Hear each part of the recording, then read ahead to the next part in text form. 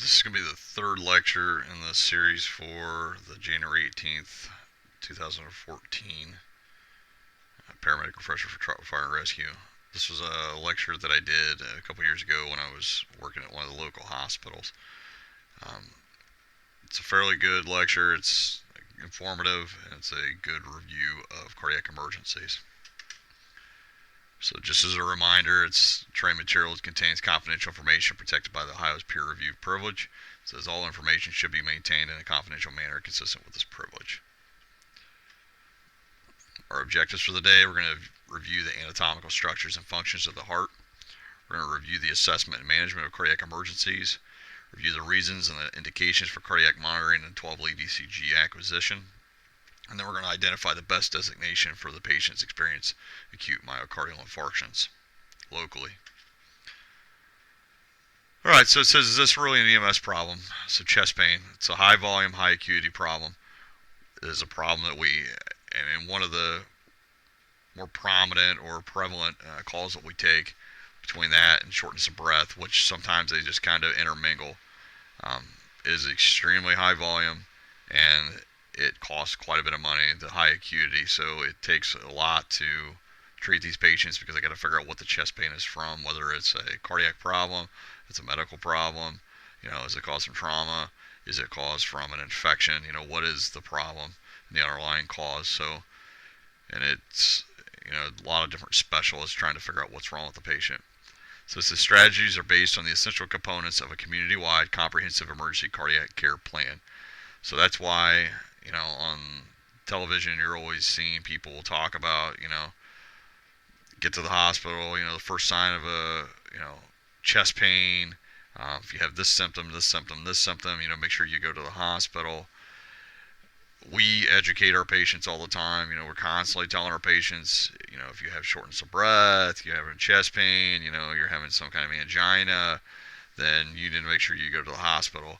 So for us, it's a community-wide comprehensive emergency cardiac care plan. It's an all-encompassing plan to make sure that these patients are getting the appropriate care. It's destination-driven, so it's the closest, most appropriate facility. We always try to take them to the closest hospital. Thankfully we've got a cath lab, at our home hospital. So, that's typically where we end up taking our patients anyways.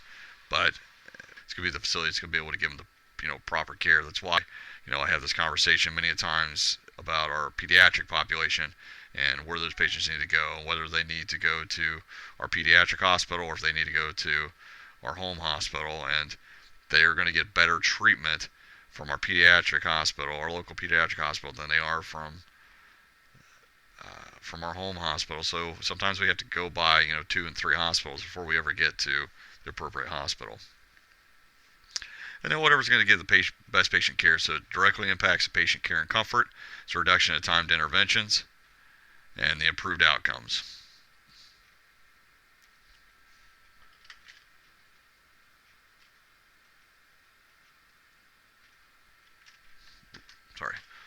Anatomy review. So remember that the heart is a hollow muscular organ. It's located in the middle of the thoracic cavity. It's surrounded by the pericardium, and it is attached to the thorax via the great vessels.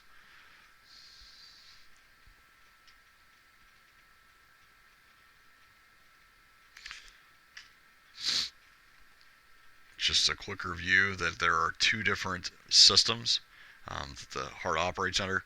There's the mechanical, then there's the electrical. So the mechanical is the actual squeezing of the heart. The electrical is what we're looking at with an ECG. That's what we're trying to figure out, is the conduction of the heart with the ECG. Just a quick review. When we're going through the cytoatrial node. Then we're coming down to the AV node. Then we get down to the bundle of His. Then we're going down to the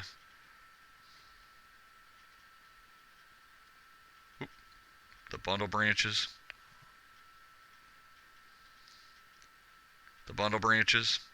Then we get into the Purkinje fibers.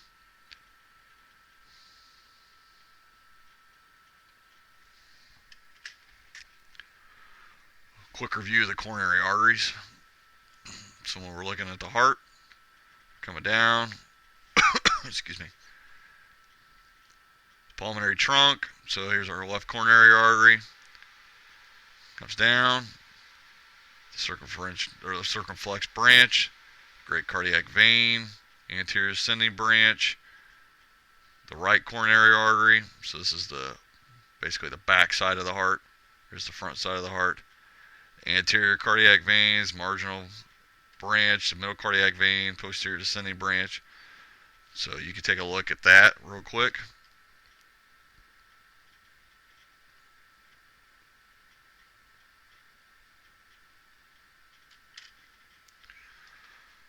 Right, so cardiovascular disease.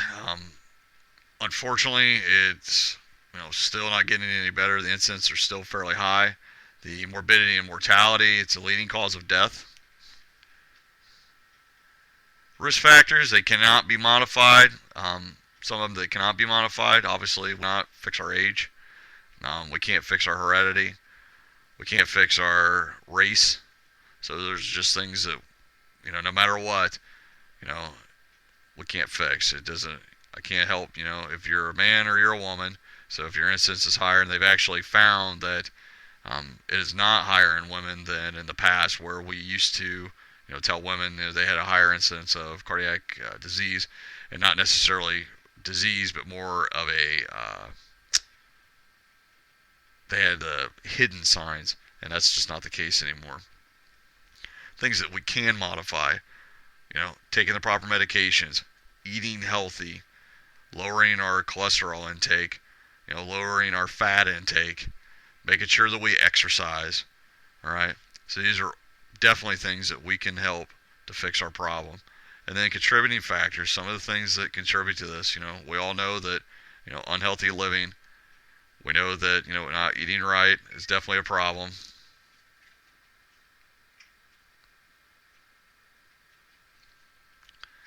And then prevention strategies for us, is educating the population, making sure that we do, they're always doing commercials about what you need to do for cardiac, healthiness, making sure that we relay to our patients that there are programs at the hospitals, relaying to them, the warning signs and of cardiac problems and cardiovascular disease. So real quick, stable angina versus unstable angina, and then the acute myocardial infarction. So we got the ST elevation myocardial infarction, and then the non-STEMI or the ST elevation myocardial infarction. So stable angina, those are typically goes away within about an hour. This is the patient that they take nitroglycerin, a little bit of rest, and it goes away. Unstable, it's just not going away with nitroglycerin. It's not going to go away with rest. So the angina versus the MI. So angina pectoris. So chest pain is short duration. It lasts about 3 to 10 minutes. It's relieved by the nitro. So it's brought on by stress or exercise and relieved by rest. It usually does not have nausea, vomiting, or diaphoresis. Okay. So the acute MIs, this is a chest pain that usually lasts more than 30 minutes and it's not relieved by rest, usually not precipitated by exercise or stress, and it's not relieved by rest, and commonly complain of the nausea, vomiting, and are often profoundly diaphoretic. So the duration of the pain, what actually caused the pain. So if it's an MI, it's usually not precipitated by the exercise or stress versus angina is usually caused by the stress or exercise, and usually don't get nausea or vomiting or diaphoretic with angina, but you definitely do with acute MIs. So our differential diagnosis versus assessment-based interventions. So what's our approach? So what are we going to do? Do we look at a differential diagnosis, so we start trying to figure out what it is? We start ruling things out, versus an assessment-based interventions. In other words, we treat what we see. If they, are not oxygenating well, they have low O2 sats, we give them oxygen. If the patient's got some kind of a cardiac arrhythmia, we give them an arrhythmia. If the patient's got a low blood pressure, we're giving them fluids. So it's assessment-based intervention. In other words, as we see something, We're trying to fix it versus a differential diagnosis where we start trying to rule things out. We start trying to come up with a plan on our own. Right, so just a real quick chest pain protocol. We want to make sure we obtain a brief targeted history and perform a physical exam. That's extremely important. It's a head-to-toe exam, making sure that our airway is clear, making sure that our breathing, that's checking making sure we listen to our lung sounds. Getting your hands on the patient. This is going to tell you the skin temperature. It's going to tell you the moisture. It's going to tell you if they have good peripheral pulses. Oxygen therapy. We could start them out with a non-rebreather, or we can use a nasal cannula. Nasal cannulas they work just as well. 4 liters per minute by nasal cannula. Get them a little bit of oxygen. Sometimes putting a mask on them can make them a little bit more anxious. So if they can tolerate the nasal cannula and their oxygen saturations are maintaining at a normal level, it's okay to do that. Making sure we get a good set of vital signs. This is not with the NIBP off of the monitor. This is taking a good manual blood pressure, getting your hands on the patient and listening. Seeing if it's a thready pulse, seeing if it's a bounding pulse, seeing how the blood pressure is. Making sure that you're feeling their pulses. See if they're thready, see if they're weak, see if they're bounding. Listening to their breath sounds, very, very important to, let us know if the person is in, any kind of if they're in heart failure. That's obviously a good indication is their breath sounds. So for the EMT basic, their approach is going to be aspirin, 324 milligrams, give a nitro, 0.4 milligrams. We give one of those every 5 minutes, so 3 up to 15 minutes. They could do a 12-lead ECG, and that is only to transmit. They cannot read it. I don't care if you're a paramedic student, you still cannot read it. For the EMT intermediates or the advanced, they do a 12-lead. They can only transmit it. They cannot interpret it. IV access, 2 large bore IVs, and morphine or giving fentanyl. Okay, so for pain control. So to determine the oxygen saturation, we need to make sure we get a good oxygen saturation. Once again, if they're tolerating a good oxygen saturation, they're able to maintain that, you can use just a nasal cannula. Paramedic, we're doing a 12-lead, 2 IV access, a Mona. So that's the morphine, the oxygen, the nitro, and the aspirin. All right, so once again, we can give the fentanyl as opposed to the morphine. However, we need to make sure that we are giving them some kind of a pain control medication. We're giving them oxygen, we're giving them the aspirin, and we're giving them the nitro. Right, and then on the right-hand side, you see it says 6 rights of the med administration.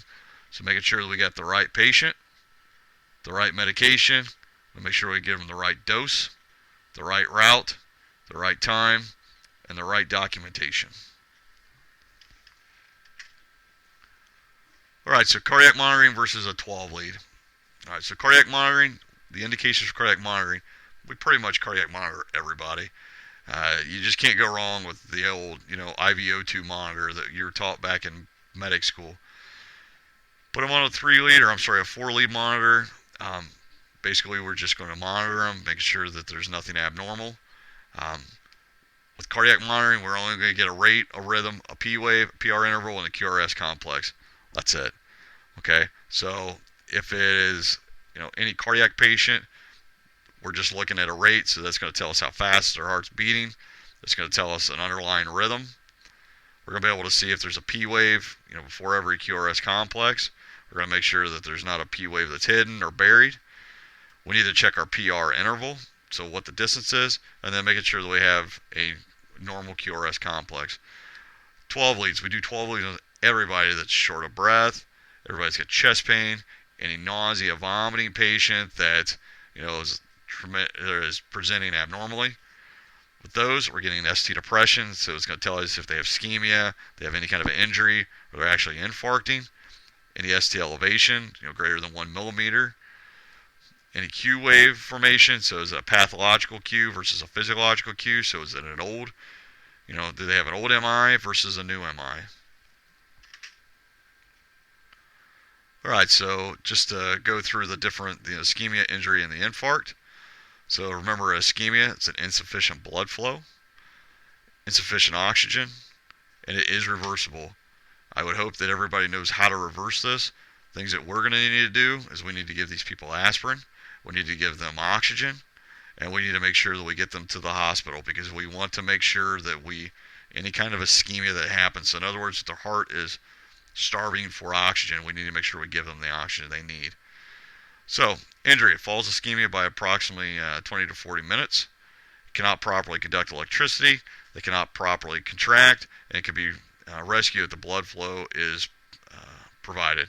So in other words, if we can get the blood flow back, and by that is by vasodilators. So that's when we give them the nitro, we're giving them oxygen, we're giving them the fentanyl for the pain control, and we're making sure that we overload them with the oxygen, and the nitroglycerin is on track for every 5 minutes, because what you don't want to do is miss that mark. So if we're giving it 5 minutes here, the next time it's 10 minutes, what happens is that nitro is going to wear off, and then any kind of platelet that's built up, and now basically where the vessel has vasodilated before, now it's going to vasoconstrict back, and you may end up making the artery occluded more. Then infarctions, after 6 hours, myocardial infarction, and the damage is irreversible. Once an infarction happens, that's death of the cardiac muscle. Alright, so with ST segment depression, we got an ST segment depression that occurs due to myocardial ischemia. Keep that in mind. Hypoxia results in the altered repolarization. It's characterized by a dip below the isoelectrical line of about 1 to 2 millimeters, or 1 to 2 small boxes. So when we're looking, so this is a large box, 1 to 2 small boxes, so just these little boxes right here. It only takes one little box.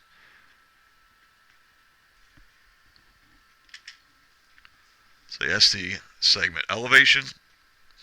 ST segment elevations arise above the isoelectrical line, once again, about 1 to 2 millimeters, or 1 to 2 little boxes. It'll occur within the first 1 to 2 hours after the onset of myocardial hypoxia. So about 1 to 2 hours after you start getting a little ischemic, and we're going to start getting that elevation. So tissue damage at this point is repairable. So this is still reversible, it's still repairable, and we're hoping that, if the patient is already into that injury phase, that we are able to get them to the hospital and get them up to a cath lab and make sure that they are able to open them up, so there is no more, that injury doesn't turn into an infarct. This is where we come in, and we want to make sure that we get this person get to the hospital, so we can call that cardiac alert, so we can get them up to the cath lab so they can open them up. Alright, so pathological cues. That indicates an irreversible tissue damage or death of the myocardial tissue. So this is not the physiological cues, it's basically indicative of an old MI. It's defined as a width greater than or equal to 1 small box, or 1 millimeter, or a depth greater than 1/3 of the R wave in the same lead.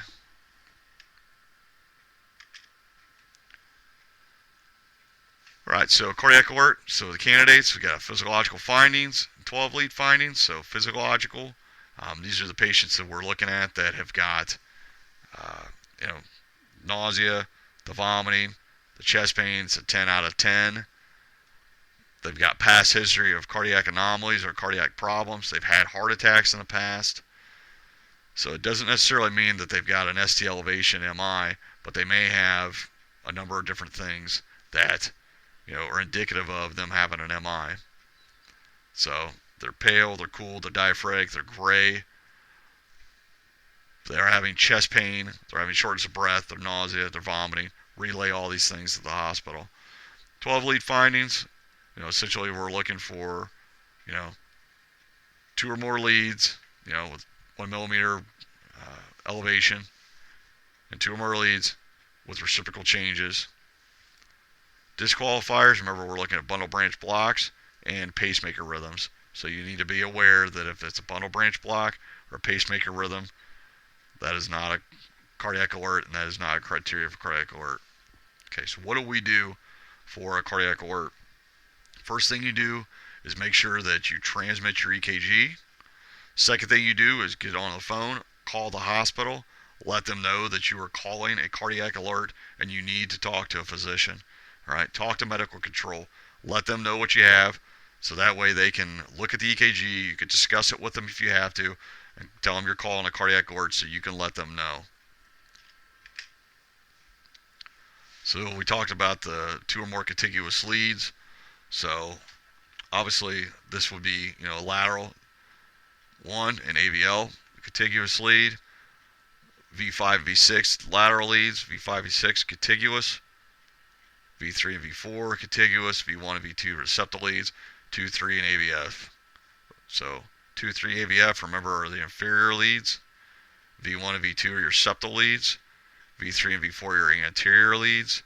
V5 and V6 are lateral, or the low lateral, and 1 and AVL are your high laterals. Alright, so just a quick case study. So we got a 48-year-old male who's complaining of mid-back pain for 3 days.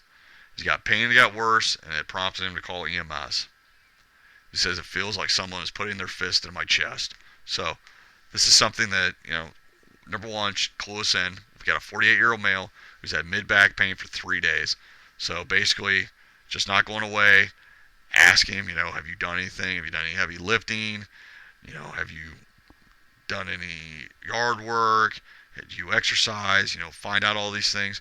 Now he says the pain got worse, and it finally prompted him to call EMS. It wasn't getting any better. And if it says that someone's putting their fist into my chest, mid-back pain, and someone's putting their fist into my chest, that should be clue number 1 that we've got a problem.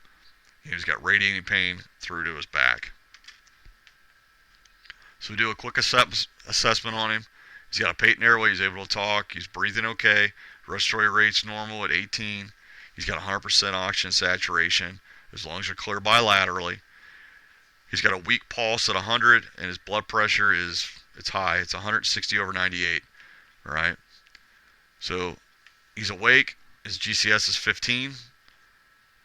He's got a sharp pain. He rates it at a 9. So 0 out of 10, he's on a 9. So it's pretty high. And he says it's very constant. So this is a 12 lead we have. All right, so things we're going to be looking for. I would hope it jumps out to everybody that this is a big problem. One, we've got quite a bit of a distance between our P and our R's. PR interval is extremely long. A lot of elevation. And 2, 3, AVF. Reciprocal changes in 1 and AVL. We're wide in V1, V2, elevated in V3, 4, 5, and 6. Okay, so we've got poor R-wave progression as well. Very poor R-wave progression. So what would you think that this would be?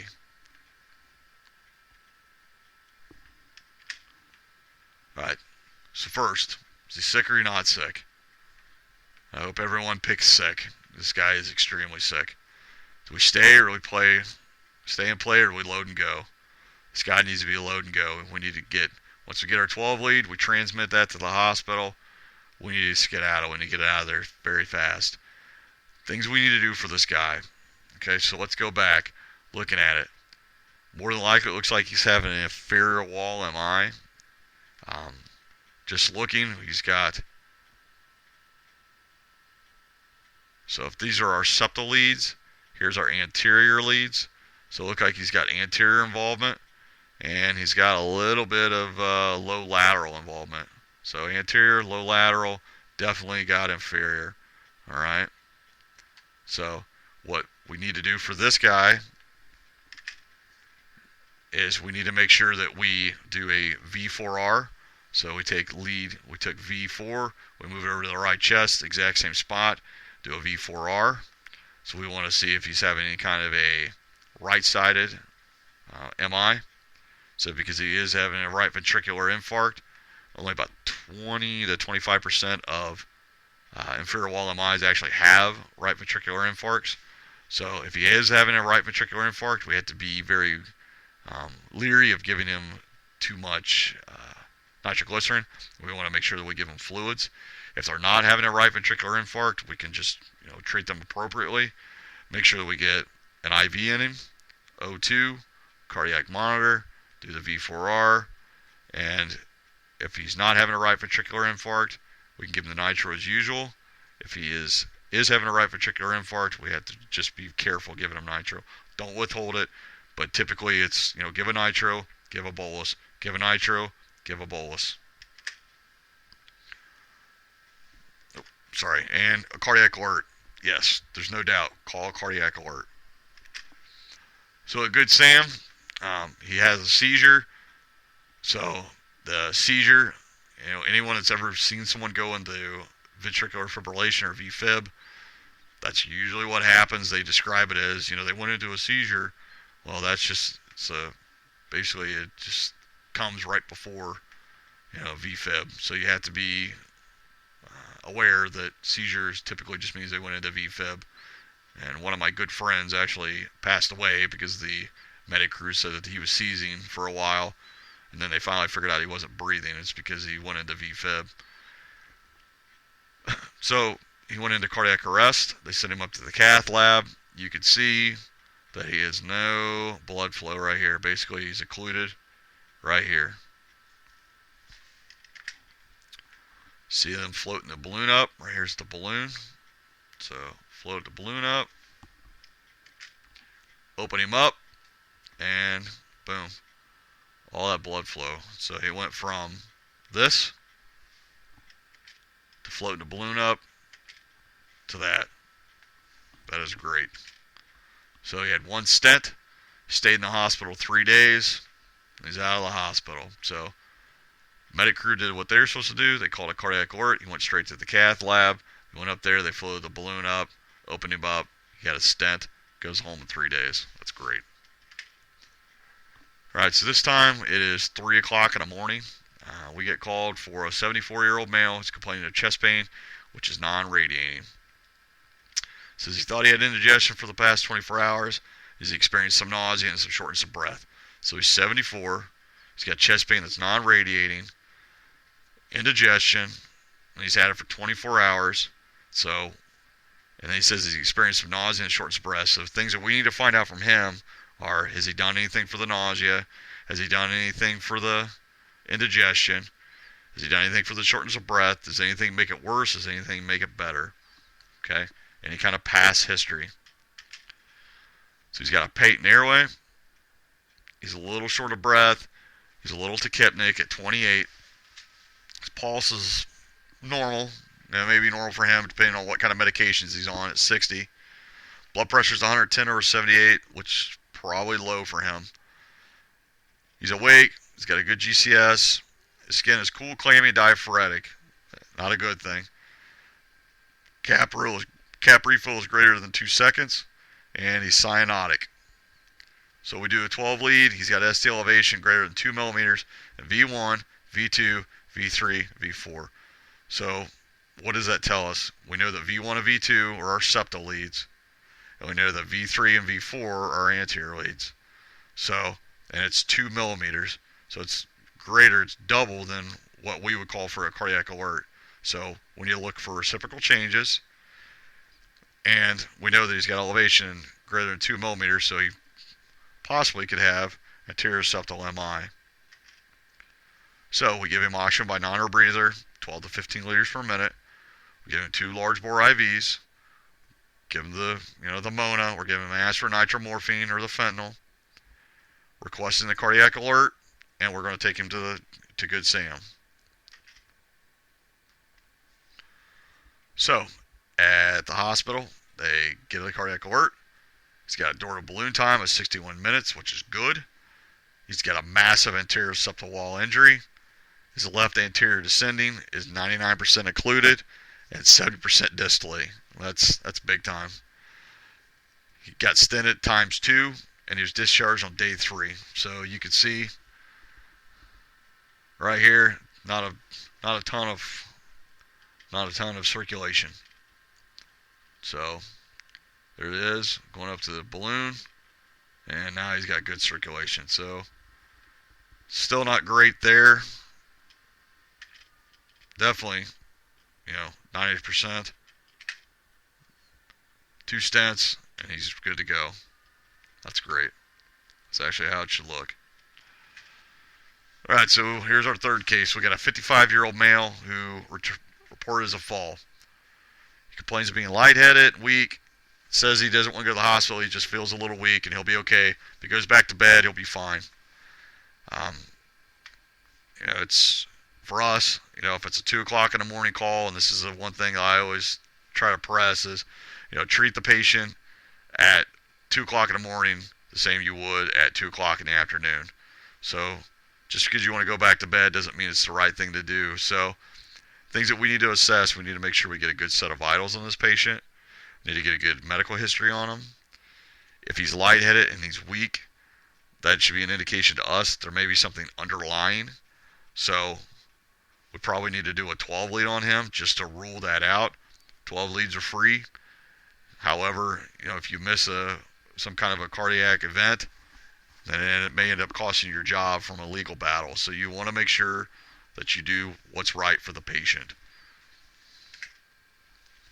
So we end up doing the 12 lead, or we put him on the monitor, and this is what we find. So he is in VTAC, right? That's a bad thing.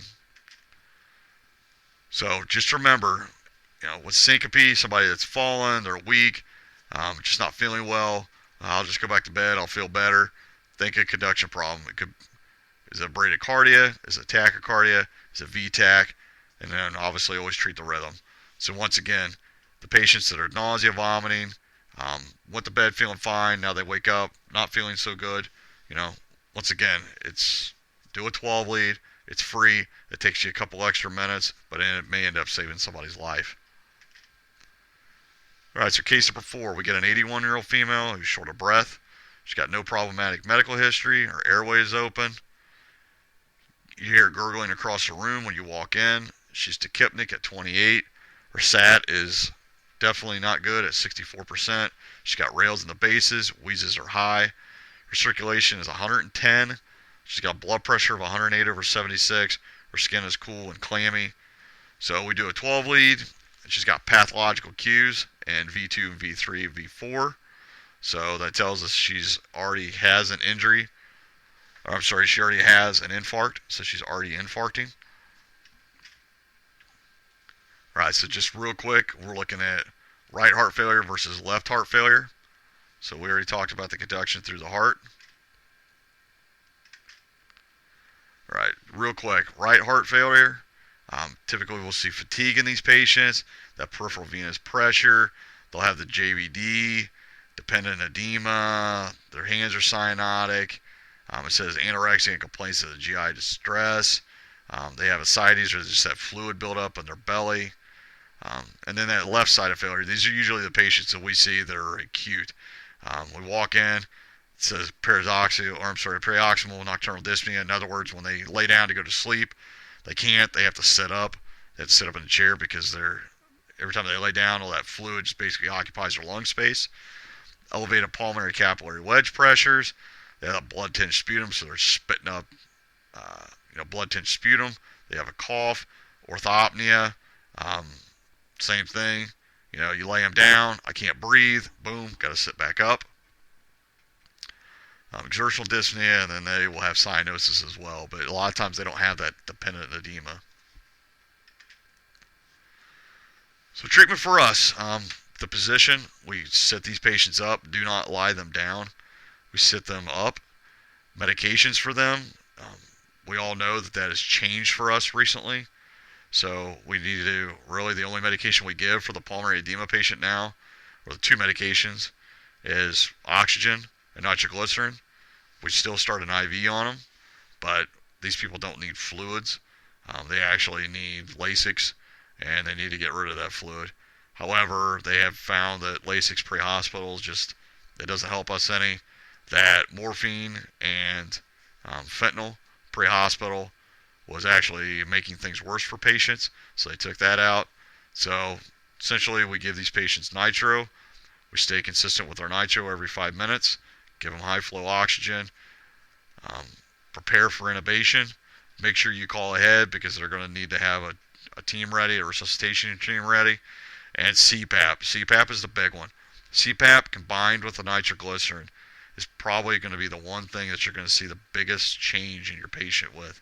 So early nitroglycerin, early CPAP, Those two things in combination, you're going to see a lot bigger change with those than you ever did with the Lasix that we were giving for years. So 3 classic presentations. We'll have a chest pain, shortness of breath, and the syncope patient. So the patient that's presenting with, I've got chronic chest pain, I've had it for 24 hours, I've had it for 3 days, it just came on, whatever it may be, I wasn't doing anything, I was just sitting here and the pain started. I became short of breath, I've been nauseated, I don't feel good, I just don't feel good. Syncope or dizziness, that's a big one. So once again, if they pass out for no reason, think a conduction problem. So we do have different protocols for each. Know your protocols, get inside the book, make sure that you know these protocols, because each one gets treated differently. And it says all our emergencies, make sure you call ahead. Just a real quick refresher on our 12 lead placement. Make sure that we're going into the appropriate intercostal space. So you can see we got 1, 2, 3, 4. Okay, 4th intercostal space. Lead 1 is going on the right side. Lead 2 goes on the left side. Put lead 4 on. It's mid-clavicular in the 5th intercostal space. Putting that, lead 3 goes right in between 2 and 4. This one's a little weird because it actually shows it on the side. Follow the ribs around. V6 goes here, V5 goes here. Okay? If you're having a hard time trying to find it, if you look at the armpits, typically that's just about the 4th intercostal space. Is right about where the armpits are.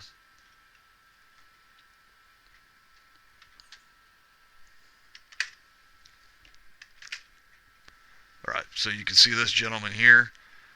He's put the 4 lead on first, then they put the placement on the 12 lead and got everything hooked up. So you can see it's a appropriate spot, just about level of his armpit right here. That might be a little bit low, but we want 4th intercostal, 5th intercostal, in between, follow it around. Alright, so some quick ECG review. So what do we see? So let's start with, lead 1, a little bit of elevation. Lead 2, yeah, a little bit. Lead 3, definitely no elevation. AVL, got some elevation. AVF, none. V1, yep. V2, definitely. V3, definitely. 4, 5, and 6, all got elevation. So what are we calling this? Anterior wall MI. Okay, so I would call it an anterior septal, and actually with lateral involvement. So this is just a real quick, when we're looking at the front of the heart, here's the anterior wall MI. So we got an occlusion here. This is where we start calling the widowmaker, because it basically is blocking everything. Alright, so the next one, now without looking at the top, we're looking at this, we need to figure out what the problem is. Lead 1, no. Lead 2, oh yeah. Lead 3, most definitely. AVF, yes. AVL, reciprocal changes, depression. V1, V2, 3, elevation of 4, 5, and 6. So a little bit of elevation of V4, a little bit of elevation of 5, a little bit of elevation of V6. I'm talking very minor. Definite elevation of 2, 3, AVF, and definite reciprocal changes in AVL, V1, V2, and V3. So what are we calling this? Inferior lateral. Okay, so we've got the inferior wall MI, and then we've got the lateral involvement right here. So low lateral, inferior, low lateral.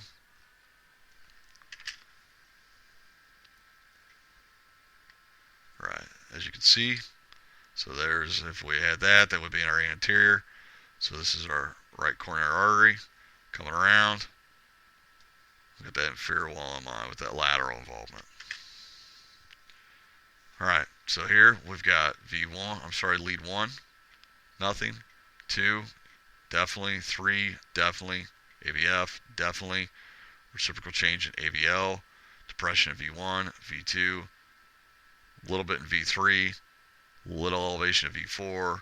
Definite elevation in V5. Definite elevation in V6. What are we going to call this? Okay, posterior wall MI. Now, lateral posterior wall MI, trick that I learned a long time ago was taking the CKG, flip it around, and then turn it upside down. Look at it through light. If it looks like this is elevated here, more than likely they're probably having a posterior wall MI. Another way that we can do that is by taking V4, V5, V6. Basically, just follow back around. We're going to put a V7, V8, and a V9 around the back.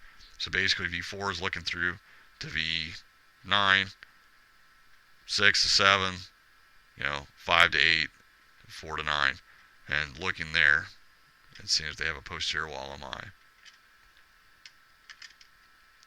All right, so it says, where do we go? So traffic, it's a big thing. Obviously at this time of year we get the weather. We have to be cognizant of the weather. We all know if we're trying to go downtown now, we have a hard time just going straight up Salem Avenue. Trying to go up Salem, you got all kinds of detours. So you have to be aware that you may want to try a different area. So traffic is a big one. Food.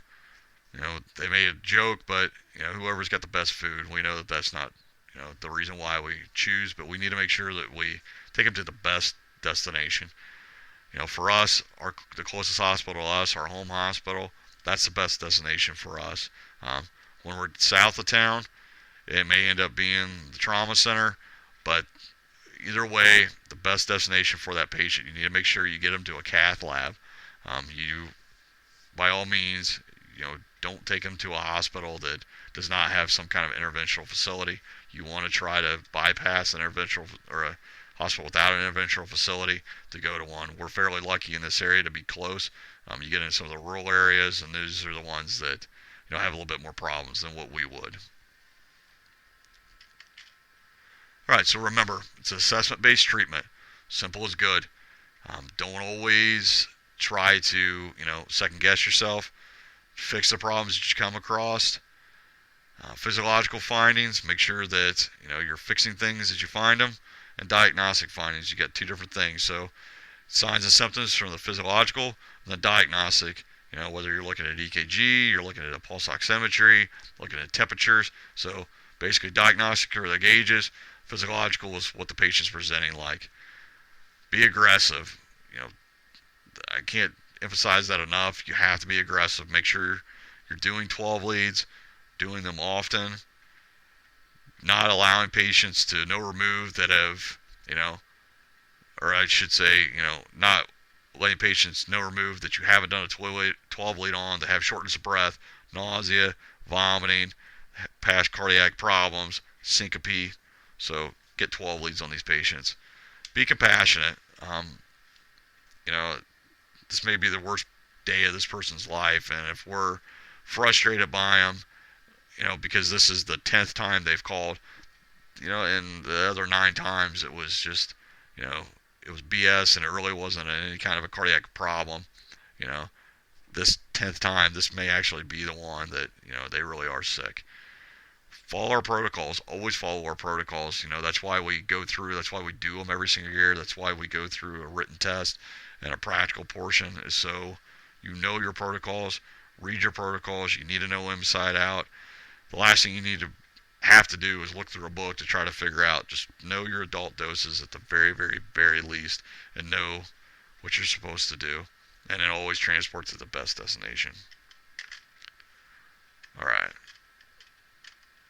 So we talk about cardiac alert, stroke alert. So sometimes you may have to, for us, you may have to end up having a patient care flighted or a stroke alert. We're fairly close, but anybody that's taking the refresher that's out in the rural areas, that is a viable option, is by calling care flight.